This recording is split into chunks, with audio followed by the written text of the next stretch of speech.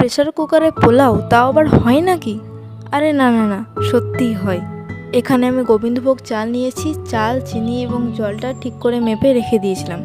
Long, এলাচ, দারচিনিগুলো বেছে রেখে দিয়েছিলাম। কাজুগুলো হাতে একটু টুকরো টুকরো করে ভেঙে নিয়েছিলাম। তারপর চীনাবাদামগুলো শুকনো খোলায় একটু হালকা রোস্ট করে নিয়েছিলাম। দেন কুকারে একটু ঘি, সাদা তেল, এখানে ঘিয়ের পরিমাণটা আমি কম দিয়েছি, তোমরা যদি শুধু ঘিয়ে করতে চাও তাও হবে। তো তার মধ্যে লং, এলাচ, দারচিনিগুলো দিয়ে ভালো মতো ভেজে নিতে হবে। এটা ভাজা হয়ে গেলে তারপর একে একে কাজু, চীনাবাদাম, কিশমিশ এই 3টি উপকরণ দিয়ে ভালো মতো ভেজে নেব।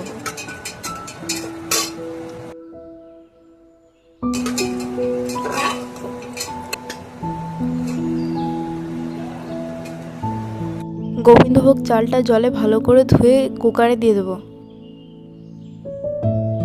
তারপর আস্তে আস্তে মিক্স করে নেব। সামান্য পরিমাণ জল দিয়ে ওটা আবার মিক্স করব। এরপর পুরো জলটাই দিয়ে দেবো। তারপর আবার মিক্স করে চিনি দিয়ে দিতে হবে। এরপর দেব কালারের জন্য বাসন্তী রং। আমি বাসন্তী রং ইউজ করছি, তোমরা অন্য কিছু ইউজ করতে পারো।